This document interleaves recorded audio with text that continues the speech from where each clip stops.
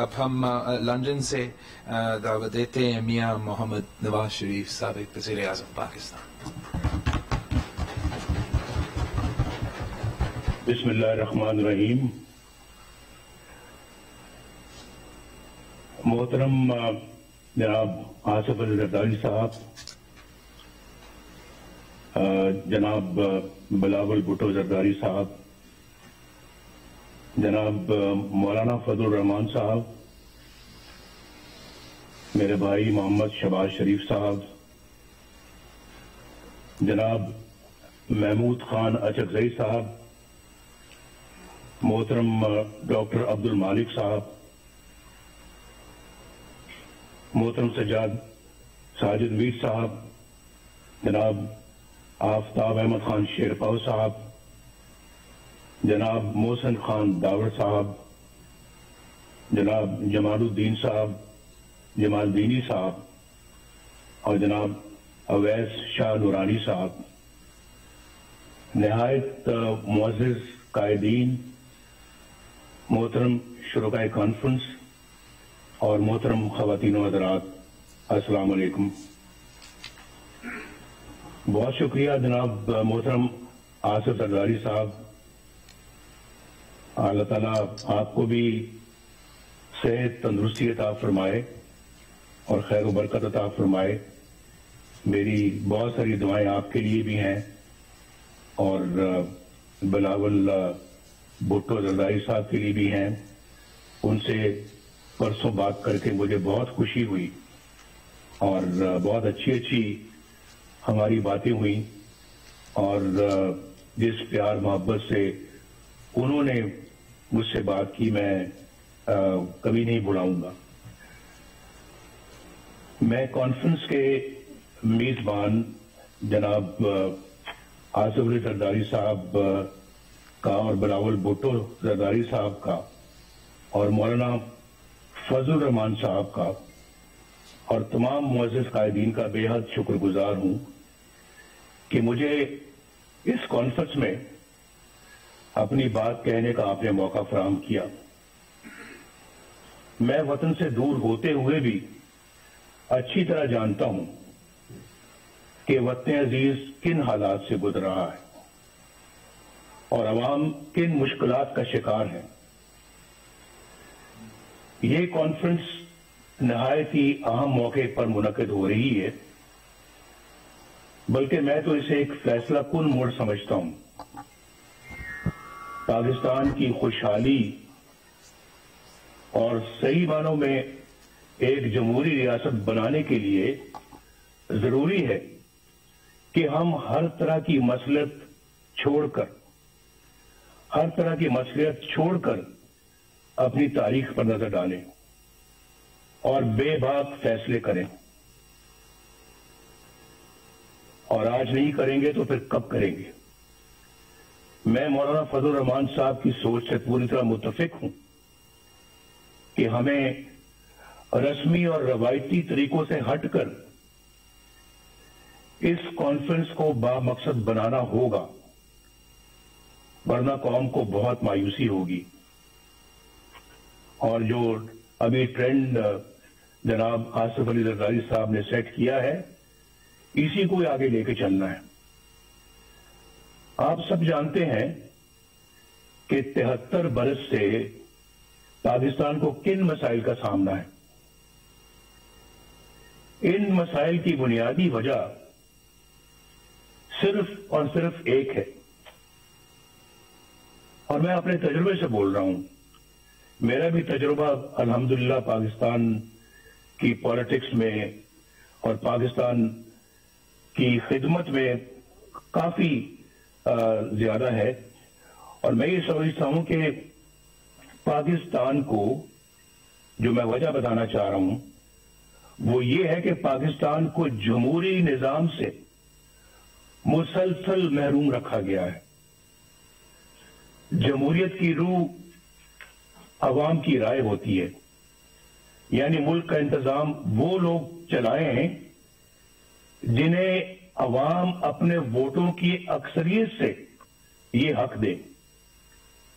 اور ہمارے آئین کی ابتدا بھی انہی الفاظ سے ہوتی ہے کہ اللہ تعالیٰ ہی کائنات کا حاکم مطلق ہے جس کا کوئی شریک نہیں، اس کے طے کردہ حدود کے اندر رہتے ہوئے پاکستان کے عوام کی طرف سے استعمال کیا جانے والا اختیار ایک مقدس امانت کا درجہ رکھتا ہے۔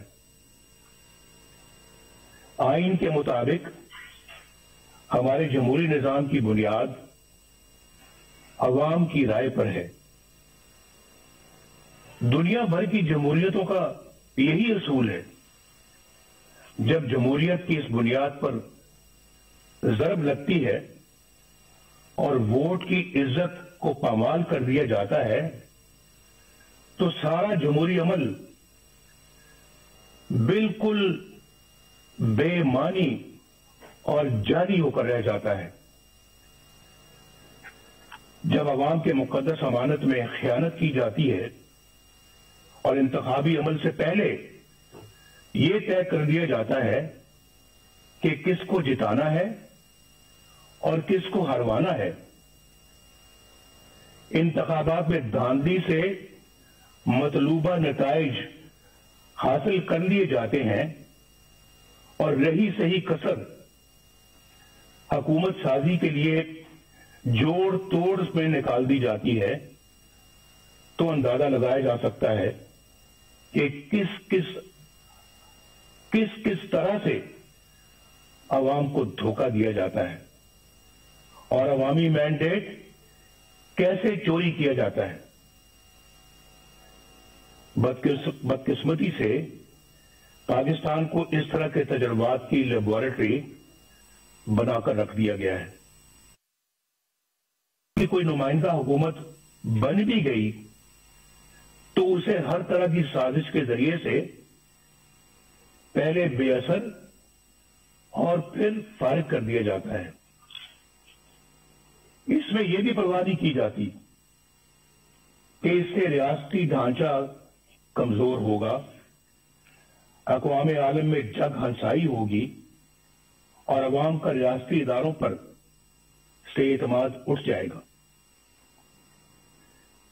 یہ بات پاکستان کے بچے بچے کی زبان پر ہے کہ 73 سالہ تاریخ میں ایک بار بھی کسی منتخب وزیر اعظم کو اپنی 5 سال کی آئینی مدت پوری نہیں کرنے دی گئی۔ ہر ڈکٹیٹر نے اوسطاً 9 سال غیر آئینی طور پر حکومت کی، جبکہ عوام کے ووٹر سے منتخب وزیر اعظم کو اوسطاً 2 سال سے زیادہ کا عرصہ شاید ہی ملا ہو۔ جرنیلوں کی مہم جوئی کو روکنے کے لیے 1973 کے آئین میں آرٹیکل 6 ڈالا گیا، آرٹیکل 6، لیکن اس کے بعد بھی 20 سال جرنیلی آمریت کے نظر ہو گئے۔ خواتینوں حضرات اور جناب صدر، جب ایک ڈکٹیٹر کو آئین شکنی کے جرم میں پہلی بار عدالت کے کٹہرے میں لایا گیا تو آپ نے دیکھا کیا ہوا؟ کیا ہوا؟ مجھے یہ کہتے ہوئے دکھ ہوتا ہے کہ جس طرح ہر مارشل لا کو عدالتوں نے جائز قرار دیا، ڈکٹیٹرز کو آئین سے کھلواڑ کرنے کا اختیار دیا، 3 سالوں کے لیے دیا، اسی طرح 2 بار آئین توڑنے والے کو بریت کا سرٹیفکیٹ بھی عدالتوں ہی نے دیا۔ اسے ایک دن تو کیا 1 گھنٹے کے لیے بھی جیل میں نہ ڈالا جا سکا۔ پوری داستان ہے میرے پاس جو کسی وقت سناؤں گا کہ کہاں سے کہاں لے گئے، جبکہ آئین پر عمل کرنے والے ابھی تک کٹہروں میں کھڑے ہیں اور جیلوں میں پڑے ہیں۔ ہماری تاریخ میں تقریباً 33 سال کا عرصہ فوجی آمریت کی نظر ہو گیا. یہاں صرف ایک ڈکٹیٹر پر مقدمہ چلا, خصوصی عدالت بنی, عرصہ فوجی آمریت کی نظر ہو گیا. یہاں صرف ایک ڈکٹیٹر پر مقدمہ چلا, خصوصی عدالت بنی, کارروائی ہوئی, اسے آئین اور قانون کے تحت سزا سنائی گئی, لیکن کیا ہوا؟ میں پوچھ میں آ گیا, کیا سزا ملی؟ یہ سب تو دور کی بات, ہوا تو یہ کہ عدالت اس سرے سے غیر آئینی قرار دے دی گئی. یہاں کوئی یہ انہونی بات نہیں, یعنی پاکستان میں یہ کوئی انہونی بات نہیں کہ کسی ڈکٹیٹر کے بڑے سے بڑے جرم پر بھی کوئی کارروائی نہ ہو, اور اگر ہو بھی جائے تو کوئی اسے چھو بھی نہ سکے, اور اگر کوئی فیصلہ آ بھی جائے تو صرف سزا ہی نہیں, عدالت کو بھی ہوا میں اڑا دیا جائے. لیکن آخر کب تک؟ کب تک؟ اس کے برعکس ان سیاستدانوں کو دیکھیے جو عوام کے ووٹوں سے وزیر اعظم بنے, کوئی قتل ہو گیا, کوئی پھانسی چڑھ گیا, کوئی ہائی جیکر بن گیا, چور اور غدار قرار دے دیا گیا, کسی کو جلا وطن کر دیا گیا, اور کوئی عمر بھر کے لیے نااہل ہو گیا. ان کے گناہ اور سزائیں ختم ہونے میں آ ہی نہیں رہی. وہ جھوٹے مقدمات میں اپنی ماؤں, اپنی بہنوں, اپنی بیٹیوں کے ساتھ پیشیاں بھگت رہے ہیں. دراصل یہ سلوک پاکستان کے عوام کے ساتھ کیا جا رہا ہے, اور سزا بھی پاکستان کی عوامی کو مل رہی ہے. آپ میں سے اکثر کو حکومت کا بھی تجربہ ہے. آپ جانتے ہیں کہ عوام کی حمایت سے کوئی جمہوری حکومت بن جائے تو کس طرح اس کے ہاتھ پاؤں باندھ دیے جاتے ہیں, اور کس طرح عوامی نمائندوں کی تذلیل اور تحقیر ہوتی ہے, کس طرح کردار کشی کا ایک منظم سلسلہ شروع ہو جاتا ہے, کس طرح قومی مفاد کے خلاف کسی سرگرمی کی نشاندہی کرنے پر انہیں ملک دشمن اور غدار قرار دے دیا جاتا ہے. خلاصہ یہ ہے کہ یہاں یا تو مارشل لا ہوتا ہے یا پھر منتخب جمہوری حکومت سے کہیں زیادہ طاقتور پیرلل یعنی متوازی حکومت قائم ہو جاتی ہے. ایک پیرلل نظام چلتا ہے.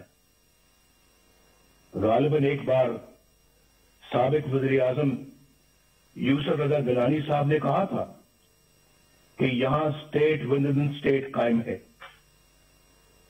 جسے برداشت نہیں کیا جا سکتا. دکھ کی بات یہ ہے کہ اب معاملہ state with in the state سے آگے نکل کر اسٹیٹ ابو دا اسٹیٹ تک جا پہنچا ہے. عوام کے حق حکمرانی کو تسلیم نہ کرنے اور نتیجتاً متوازی یعنی پیرلل حکومت کا مرض ہی ہماری مشکلات کا اور ہمارے مسائل کی اصل جڑ ہے. This is the root cause of our problems. یہ جڑ ہے ہمارے مسائل کی, اور یہی وجہ ہے کہ عالمی برادری میں ہماری ساکھ ختم ہو کر رہ گئی.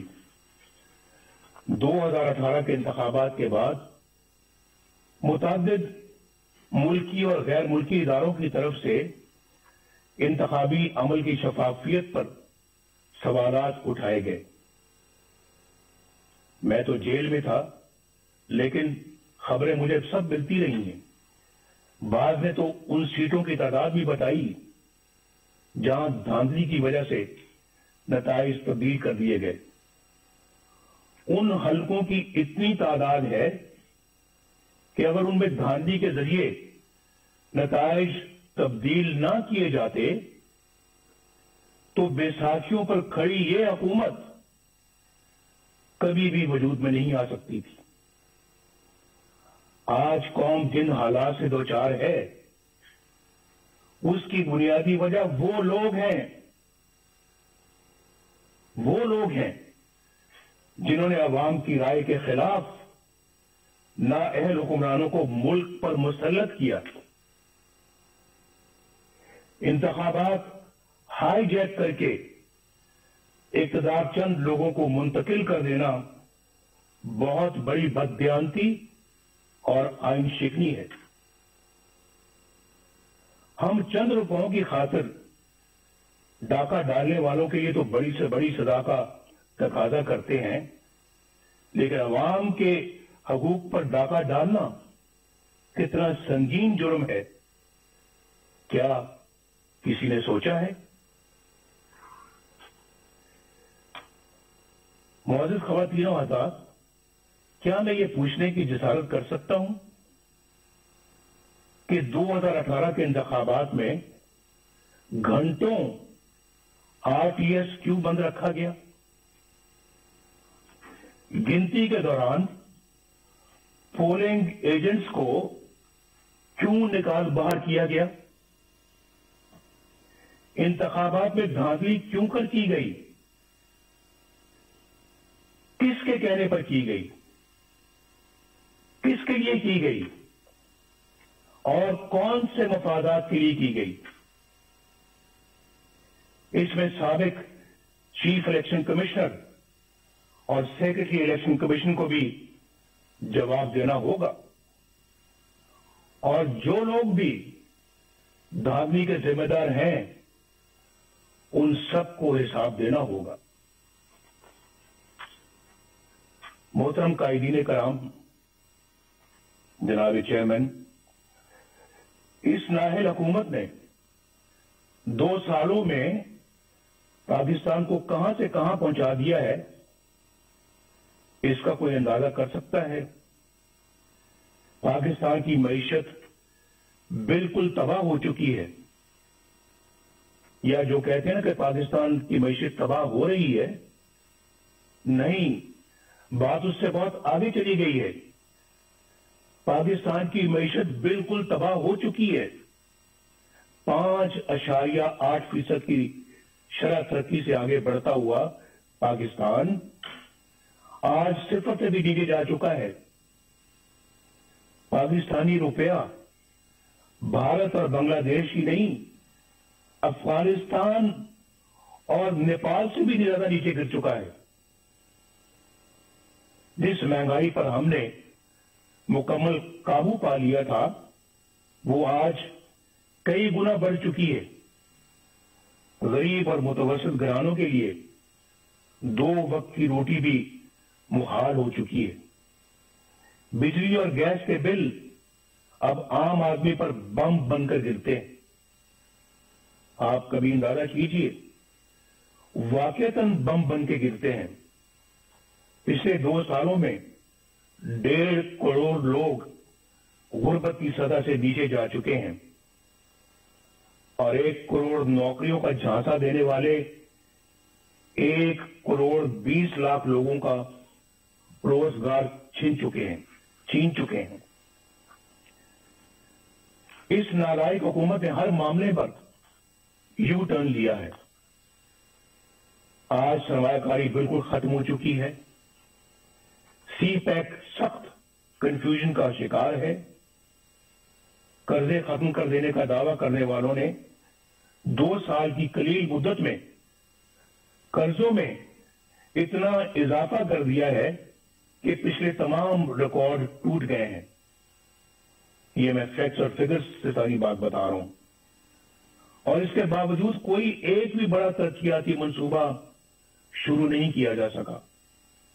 وہ پاکستان جس کے بارے میں بین الاقوامی ادارے یہ پیش گوئی کر رہے تھے کہ اگلے چند سال میں یہ دنیا کی سب سے بڑی 20 معیشتوں یعنی G20 میں شامل ہو جائے گا، آج معاشی طور پر مفلوج ہو کر رہ گیا ہے۔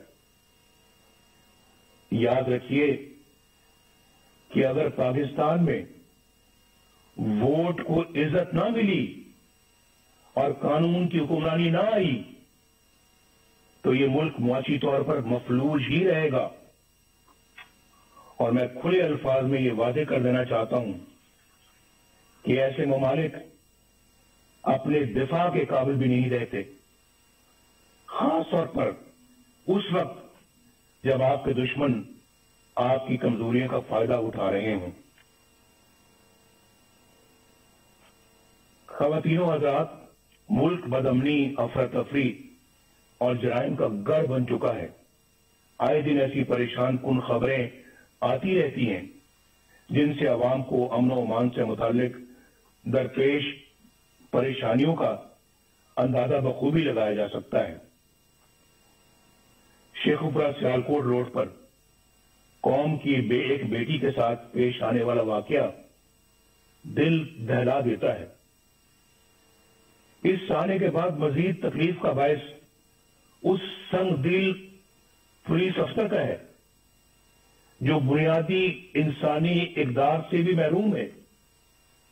اس کا بڑا المیہ یہ ہے کہ حکومت کی تمام تر ہمدردیاں قوم کی بیٹی کے بجائے اپنے چہیتے پولیس افسر کے ساتھ ہے۔ جناب چیئرمین، پاکستان آبادی کے لحاظ سے دنیا کا چھٹا بڑا ملک ہے، جغرافیائی اعتبار سے بھی انتہائی اہم ہے۔ پاکستان کی خارجہ پالیسی بنانے کا اختیار عوامی نمائندوں کے پاس ہونا چاہیے۔ ہماری خارجہ پالیسی عوامی امنگوں اور ملکی مفادات سے ہرگز متصادم نہیں ہونی چاہیے۔ کھربوں روپے کے نقصان اور ہزاروں جانیں قربان کرنے کے باوجود ہم کبھی فیٹف اور کبھی کسی اور کٹہرے میں کھڑے شرمناک صفائیاں پیش کر رہے ہوتے ہیں۔ جب کشمیر کا نام زبان پر آتا ہے تو 73 سال سے دی جانے والی قربانیاں آنکھوں کے سامنے آ جاتی ہیں۔ کشمیری عوام پر مظالم کا سلسلہ تو کئی سالوں سے جاری ہے، مگر کشمیر کو ہڑپ کرنے کا حوصلہ آج تک کسی کا نہیں ہوا۔ اب بھارت نے ایک غیر نمائندہ اور غیر مقبول اور کٹ پتلی پاکستانی حکومت دیکھ کر کشمیر کو اپنا حصہ بنا لیا ہے، اور ہم احتجاج بھی نہ کر سکے۔ دنیا تو کیا اپنے دوستوں کی حمایت بھی نہ حاصل کر سکے۔ آخر ایسا کیوں ہے؟ کیوں ہوا ایسے؟ کیوں ہم عالمی تنہائی کا شکار ہو گئے؟ کیوں آج ہماری بات دنیا سننے کے لیے تیار نہیں ہے؟ کیوں ہمارے درینہ اور شانہ بشانہ کھڑے ہونے والے ساتھی ممالک کیوں ہم سے دور ہو گئے؟ شاہ محمود قریشی نے کس منصوبے کے تحت وہ بیانات دیے جن سے ہمارے بہترین دوست سعودی عرب کی دل شکنی ہوئی؟ پاکستان کو اپنے دوست ممالک کی دل آزاری سے اعتراض کرنا چاہیے۔ OIC ایک اہم ادارہ ہے جس کی افادیت طے شدہ ہے۔ پاکستان OIC کے بانی ممالک میں شمار ہوتا ہے۔ پاکستان کو دیگر ممالک کے ساتھ مل کر OIC کو مضبوط کرنا چاہیے۔ ہمیں سوچنا چاہیے کہ کیوں ہمارے انتہائی قریبی ممالک بھی آج ہم پر اعتماد کرنا چھوڑ گئے۔ یہ بہت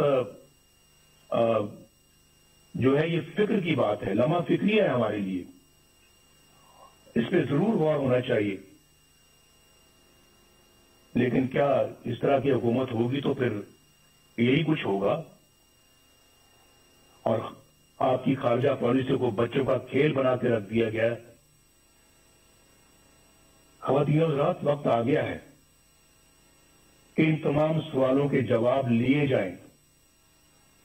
अगर इस कॉन्फ्रेंस में पीपल्स पार्टी से ताल्लुक रखने वाले दो वज़ीर आज़म जनाब यूसुफ रज़ा गिलानी और जनाब राजा परवेज अशरफ साहब मौजूद हैं, तो वो अच्छी तरह जानते हैं कि सिविल हुकूमत के गिर्द किस तरह के शिकंजे कस दिए जाते हैं,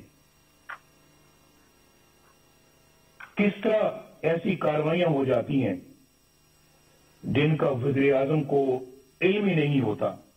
खुद मोहतरम जरदारी साहब को भी इसका इल्म है कि ना वज़ीर आज़म को ना सदर को इल्म होता है और फिर उन कार्रवाइयों की भारी कीमत रियासत को अदा करनी पड़ती है। 4 साल पहले अक्टूबर 2016 में कौमी सलामती के अमूर पर बहस के दौरान जब तवज्जो दिलाई गई कि हमारे दोस्तों समेत दुनिया भर के ममालिक को हमसे शिकायत है और हमें अपना एहतसाब खुद करते हुए ऐसे इकदाम करने चाहिए कि दुनिया हमारी तरफ उंगलियां ना उठाए, तो उसे डॉन लीक्स बना दिया गया। एजेंसियों के एहलकारों पर मुश्तमिल जेआईटी बनी। अंदाजा कीजिए, जेआईटी बनी। सबूत तो किसी के खिलाफ कुछ न था, लेकिन प्रोपेगेंडा मशीनों के हाथों हमें और मुझे भी गद्दार और मुल्क दुश्मन ठहरा दिया गया। वज़ीर आज़म के अहकामात को एक मातहत इदारे के एहलकार की तरफ से की गई ट्वीट में रिजेक्टेड यानी मुस्तरद का टाइटल अता कर दिया गया। आपको सब याद होगा। सी पैक को नाकाम बनाने का सिलसिला 2014 में उस वक्त शुरू हुआ जब धरनों के जरिए चीन के मुअज़्ज़िज़ सदर का दौरा मुलतवी करवा दिया गया। चीन हमारा देरीना और मुखलिस दोस्त है जो पाकिस्तान के साथ हर मौके पर शाना बशाना खड़ा रहा। पाकिस्तान और चीन के ताल्लुकात मजीद मुस्तहकम करने में और सी पैक के हवाले से सदर शी जिनपिंग का किरदार काबिल तारीफ है। सी पैक का ये अजीम मंसूबा हुकूमत की उसी नाअहली की नजर हो रहा है जो जिंदगी के हर शोबे में नजर आ रही है।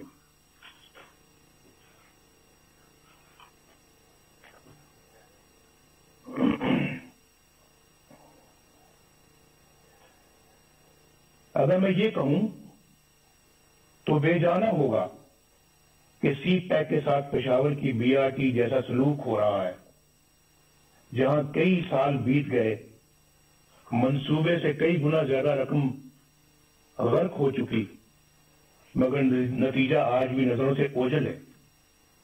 आए दिन कभी दौरान सफर बसों में आग लग जाती है तो कभी बारिश नाकिस तामीर का पोल खोल कर रख देती है।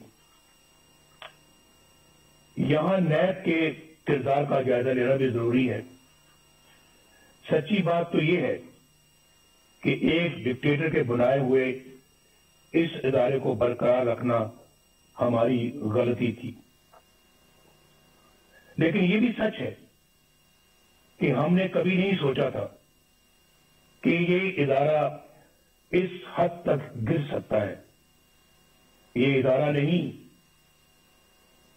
बल्कि अंधे हुकूमती इंतकाम का आला कार बन चुका है।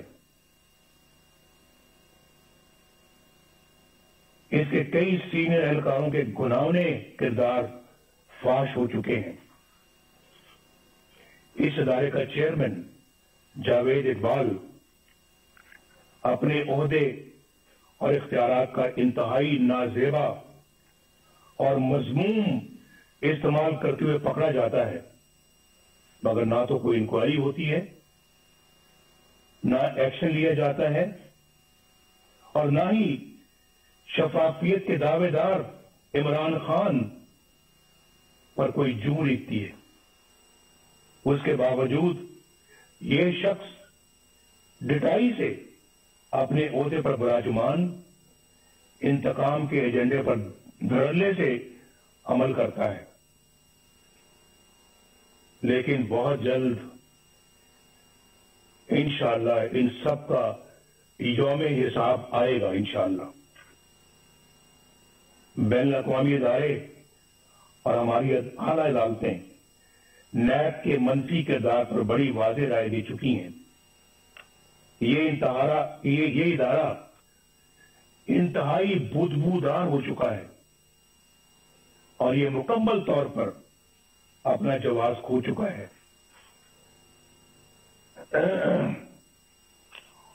ऑपोजिशन के लोग इसका निशाना बने हुए हैं, जो अपने घर की खवातीन के साथ नैब के दफ्तरों, अदालतों और जेलों में रुल रहे हैं। जो नैब से बचता है उसे एफआईए के सुपुर्द कर दिया जाता है। जो एफआईए से बचे वो एंटी नारकोटिक्स के हत्थे हाथे चढ़ जाता है, और जो वहां से बच जाए उसे किसी भी झूठे मुकदमे में पकड़ लिया जाता है। 2018 में सेनेट के इंतखाबात से कुछ अर्सा पहले खवातीनों हज़रात एक मजमूम साजिश की गई। मैं आपकी तवज्जो मबजूल करा रहा हूं। उस मजमूम साजिश के जरिए बलोचिस्तान की सूबाई हुकूमत गिरा दी गई। उसका मकसद क्या था मालूम है आपको? उसका असल मकसद सेनेट के इंतखाबात में सामने आया। उस साजिश के किरदारों में लेफ्टिनेंट जनरल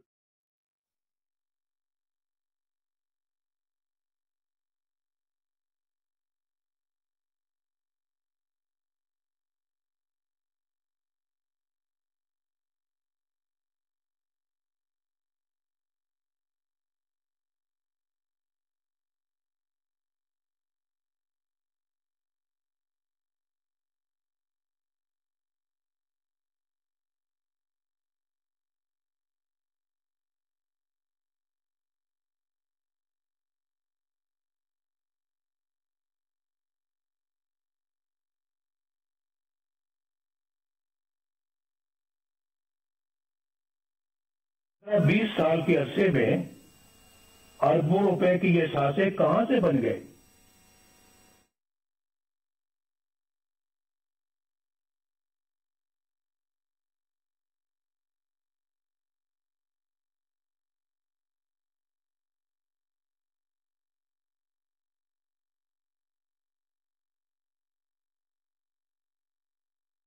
किया ना कोई जेआईटी बनी और ना कोई रेफरेंस दायर हुआ, ना कोई मॉनिटरिंग जज बैठा, ना कोई पेशी हुई, ना कोई सजा। अंदाजा लगाइए बाप, एहतसाब का नारा लगाने और एनआरओ ना देने के बड़े बड़े दावे करने वाले इमरान खान, उन्होंने भी इस एहसासों के जराए पूछने की जरूरत तक न की, बल्कि एक पल में उन्हें ईमानदारी का सर्टिफिकेट जारी कर दिया गया। ये सारा कुछ आपके सामने हुआ है।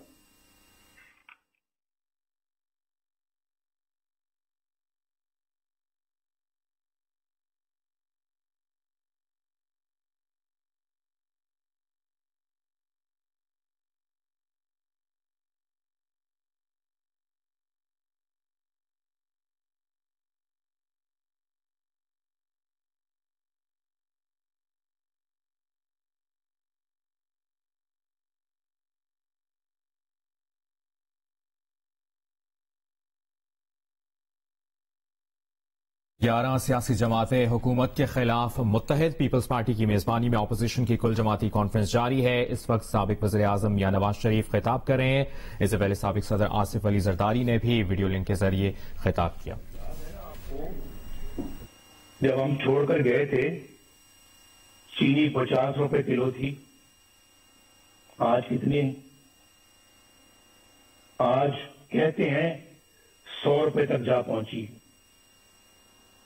اور آٹے کی قیمتیں بھی دیکھ لیں آپ، دوائیوں کی قیمتیں آسمان تک پہنچ گئی ہیں، عوام کے کھربوں روپے لوٹ لیے گئے۔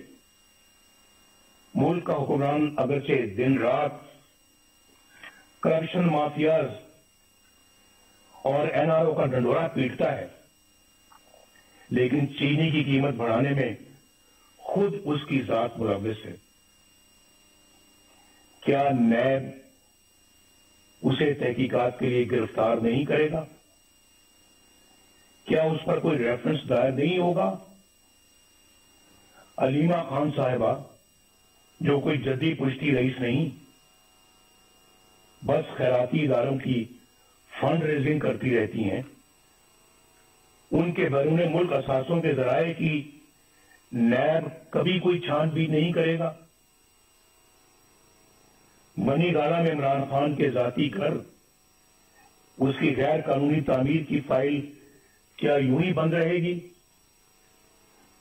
فارن فنڈنگ کیس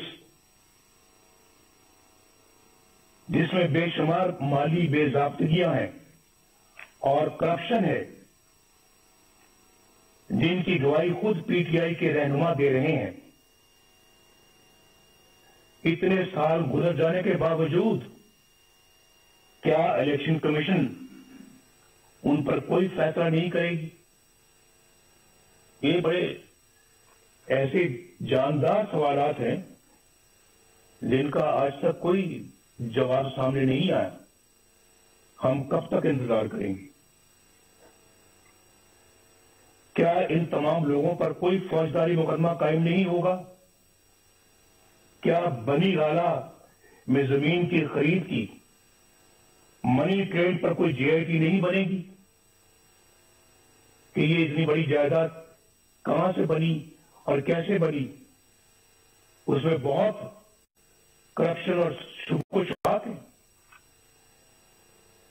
کل اسمبلی اراکین کے ٹیکس کوشواروں کی تفصیل سامنے آئی۔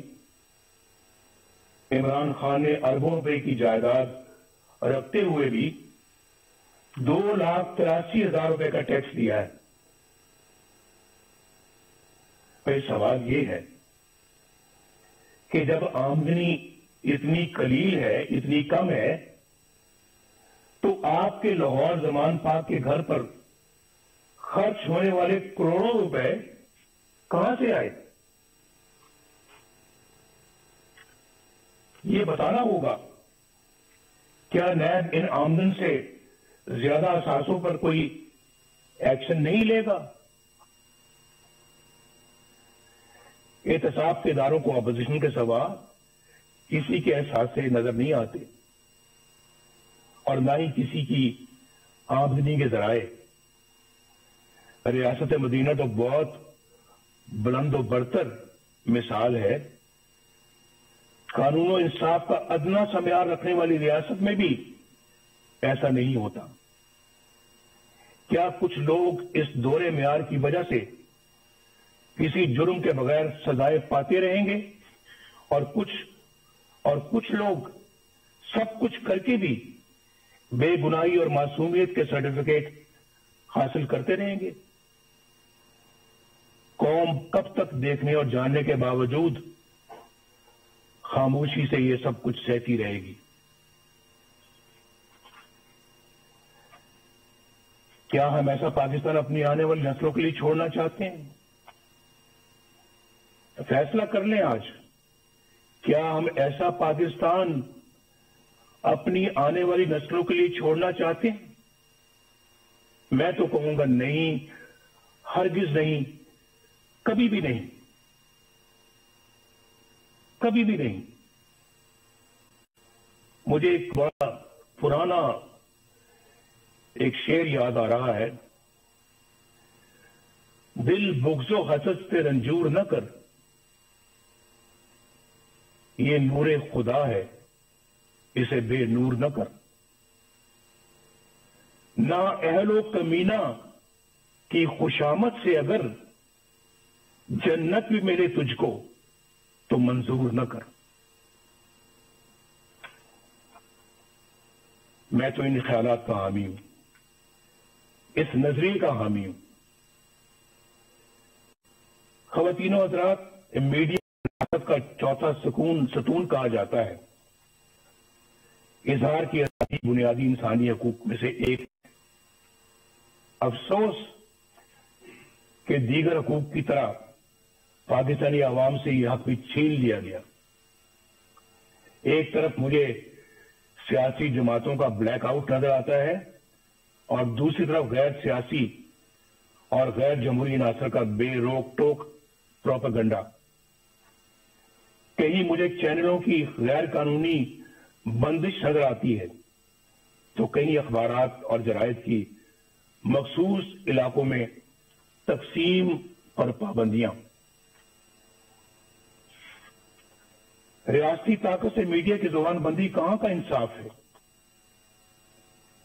सहाफियों, बिलखसूस खवातीन सहाफियों को सरकारी एजेंसियों का उठाकर ले जाना बुज़दिलाना और इंतहाई काबिल मज़म्मत है। सीनियर सहाफियों को चैनलों या अखबारात की मुलाजमत से बर्खास्त करवा देना, बेबुनियाद मुकदमात में उलझा देना और कैद में डाल देना, क्या एक जमहूरी रियासत का तरीका है? मैं इस कॉन्फ्रेंस के शुरुका से दरखास्त करूंगा कि सब मिलकर ये अहद करें कि हम मीडिया और जराए अबलाग की हिफाजत करेंगे और इसकी आजादी पर कोई कदगन कबूल नहीं करेंगे।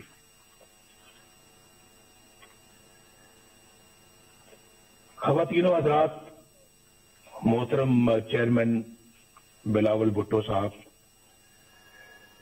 जमहूरियत को कमजोर करने और अपना मखसूस एजेंडा नाफिज करने के लिए तकसीम करो यानी डिवाइड एंड रूल यानी लड़ाओ और हुकूमत करो की पॉलिसी मामूल बन चुकी है। कुछ अर्सा पहले तक ये तकसीम सियासतदानों तक महदूद थी, जिन्हें मखसूस हलकों की तरफ से बुलाया, डराया और धमकाया जाता था। ये तरीका सियासी जमातें तोड़ने और फॉरवर्ड ब्लॉक बनाने या फिर मर्जी की पार्टियां बनाने के लिए इस्तेमाल होता रहा और आज भी होता है। महकमा ज़राअत को तो आप समझते ही हैं। आज हमें यह फैसला करना होगा कि हम एक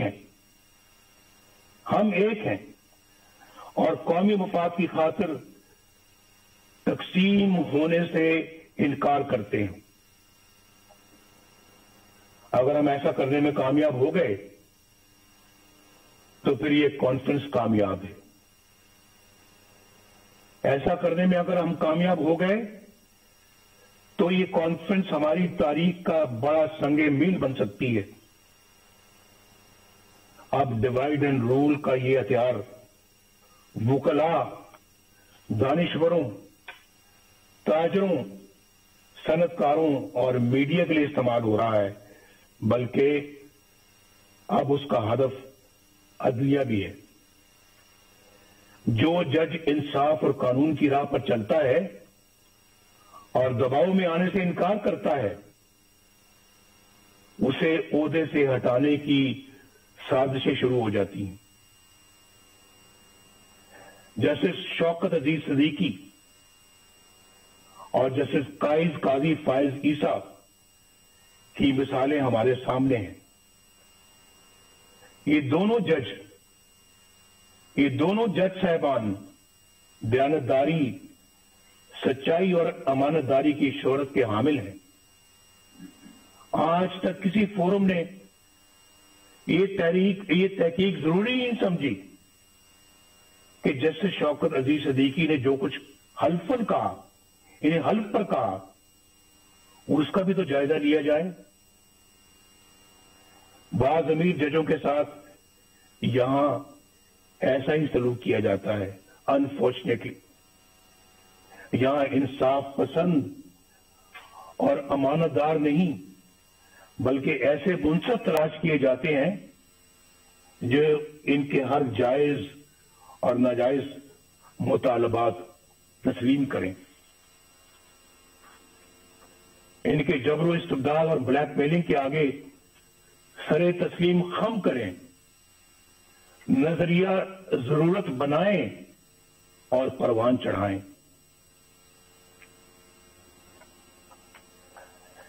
آئین کو سیبوٹاج کرنے والے ڈکٹیٹروں کے اقدامات کو قانون کا جامہ عطا کریں، ان کے گلے میں ہار پہنائیں، ان کو ویلکم کریں، خوش آمدید کہیں ان کو. آپ نے تو بہت اچھا کام کیا ہے، آپ کی تو ضرورت تھی آج، یہ تو کام بہت پہلے ہو جانا چاہیے تھا. آپ نے ماشاءاللہ لیٹ لگایا ہے، یہ پہلے لگانا چاہیے تھا. سب سے پہلے پلیٹ میں پھول لے کر ان کو پیش کیے جاتے رہے ہیں، اور پھر آرٹیکل 6 جیسے سنگین جرم کے ملزم کو آئین میں ترمیم کا اختیار عطا کیا جاتا ہے. یہ سب تماشا آپ نے اپنی آنکھوں سے دیکھا ہے. اس کے باوجود یہ سب کچھ دوبارہ کہنے کی نوبت آ رہی ہے. یعنی یہ سب کچھ ہو رہا ہے اور عوام کے منتخب وزیر اعظم کو پھانسی دیں، جیلوں میں ڈالیں، جلا وطن کریں اور ان کو ان کے خاندان کو ذلیل و رسوا کریں. اس کانفرنس کو آئین کی حکمرانی اور ووٹ کی عزت کے تحفظ کے لیے آج ایک جامع لائے عمل تجویز کرنا چاہیے. اگر میثاق جمہوریت کی بنیاد پر کسی نئے میثاق کی تشکیل ضروری ہو تو اس پر غور کیا جانا چاہیے. متوازی یعنی پیرل حکومت کی بنیادی مسئلے کو حل کرنے کے لیے ٹھوس حکمت عملی بنائی جائے. عوام کی رائے پر اپنی رائے مسلط کرنے کا نتیجہ سکوت ڈھاکہ کی شکل میں سامنے آیا تھا، لیکن اس عظیم سانے کو بھی بڑی سرد مہری کے ساتھ فراموش کر دیا گیا. میری تجویز ہے کہ یہ کانفرنس حمود الرحمان کمیشن کی سفارشات کو عوام کے سامنے لائے، کمیشن کی سفارشات کو عوام کے سامنے لائے. بہت دفعہ اس کا ذکر ہو چکا ہے اور بار بار ہو چکا ہے، کئی سالوں سے ہو رہا ہے، کئی دہائیوں سے ہو رہا ہے، لیکن میرا خیال ہے کہ آج انہیں عملی جامہ پہنانے کا عہد کرنا چاہیے اور اسے اپنے ایجنڈے کا حصہ بنانا چاہیے. اس طرح کے ٹھوس اقدامات سے ملک کو اس دلدل سے نکالا جا سکتا ہے. اس وقت ہماری اولین ترجیح اس غیر نمائندہ اور نااہل اور سلیکٹڈ حکومت اور اس سے کہیں زیادہ اہم اس نظام سے جس کا میں نے ذکر کیا ہے، اس سے نجات حاصل کرنا ہے. عمران خان ہمارا ایز سچ ہدف نہیں ہے، ہمارا مقابلہ عمران خان سے نہیں ہے. یہ میں الیکشن سے پہلے بھی کہہ چکا تھا اور آج بھی کہہ رہا ہوں. آج ہماری جدوجہد عمران خان کو لانے والوں کے خلاف ہے اور ان کے خلاف ہے جنہوں نے اس طرح انہیں الیکشن چوری کر کے اس طرح کے نااہل بندے کو اس جگہ پر لا کر بٹھایا ہے اور ملک کو برباد کر دیا ہے. یہ ملک ہمیں تمام چیزوں سے زیادہ عزیز ہے، جس نے عوام اور اپوزیشن کے ساتھ ساتھ اچھی شہرت کے حامل جج صاحبان کو بھی نشانہ بنا لیا ہے. یہ تبدیلی عمل میں نہ آئی تو یہ نااہل اور ظالمانہ نظام मुल्क को नाकाबिले तलाफी नुकसान पहुंचा देगा। हमें यह भी नहीं भूलना चाहिए कि हमारे दुश्मनों के अज़ाइम क्या हैं। उनके अज़ाइम को नाकाम बनाने के लिए मजबूत मईशत के साथ साथ मजबूत दिफाई निजाम की भी जरूरत है। हमने पहले भी इस मुल्क को अल्हम्दुलिल्लाह एटमी कुव्वत बनाया है और हर वो जरूरत पूरी की है जिसके लिए हमारे दफा को जरूरत थी। हमारी कौमी सलामती के लिए जरूरी है कि हम अपनी मईशत के साथ साथ अपनी मुसल्लह अफवाज को भी मजबूत से मजबूत तर बनाएं। हमने इस काम में माजी में भी कभी कोई कसर नहीं छोड़ी, कोई कोताही नहीं की और आइंदा भी हमारी ये तरजीह रहेगी। हमारे दफा की मजबूती और कौमी सलामती के लिए सबसे अहम ये है कि हमारी मुसल्लह अफवाज आईने पाकिस्तान अपने दस्तूरी हल्फ और कायदे आज़म की तलकीन के मुताबिक खुद को सियासत से दूर रखें और अवाम के हक हुक्मरानी में मुदाखलत न करें। किसी के कहने पे प्राइम मिनिस्टर हाउस के गेट फलांकर प्राइम मिनिस्टर हाउस में दाखिल होकर प्राइम मिनिस्टर को गिरफ्तार न करें, बंदूक की नोक पर गिरफ्तार न करें। ऐसा इन आंखों ने देखा है, उसका मुशाहिदा किया है। वो मंजर मेरी आंखों के सामने रहते हैं और बड़ा दुख होता है कि हमने अपने मुल्क को क्या बना दिया है, एक तमाशा बना दिया है, अपनी नजरों में भी और दुनिया की नजरों में भी। जनाब चेयरमैन और मुअज़्ज़ज़ ख़वातीनो हज़रात, आखिर में मैं आपको यकीन दिलाता हूं कि APC इत्तेफ़ाक़ राय से जो भी हिकमत अमली और लाए अमल तरतीब देगी, मुस्लिम लीग नून उसका भरपूर साथ देगी। शहबाज शरीफ साहब यहां पर बैठे हैं, हमारी पार्टी के दीगर कायदीन बैठे हैं, इंशाअल्लाह हम भरपूर साथ देंगे और एक सेकंड के लिए भी पीछे नहीं हटेंगे। मैं अपनी ये गुजारिश एक बार फिर दोहराना चाहता हूं कि APC रवायत से हटकर हकीकी तब्दीली के लिए ठोस और मुअस्सर इक़दामात तजवीज़ करे। हमारे कई दोस्त आज कैदोबंद की सौबतें काट रहे हैं। जनाब खुर्शीद शाह साहब, कोरोना में मुब्तला हमजा शहबाज शरीफ साहब, मीर शकीलुर रहमान साहब और दीगर साथी नाकर्दा गुनाहों की सजा में जेल काट रहे हैं। हमारा मकसद बड़ा है। कल यही कुर्बानियां हमारी नई सुबह की एहसास और हमारी मंजिल के असूल का इंशाअल्लाह बाइस बनेगी। मैं आप सब कायदीन का बेहद शुक्रगुजार हूं और अपने मेजबान जनाब बिलावल भुट्टो जरदारी साहब का भी दिल की गहराइयों से शुक्रिया अदा करता हूं कि मुझे आपने अपनी गुजारिशात पेश करने का मौका दिया। मेरी और पूरी कौम की दुआएं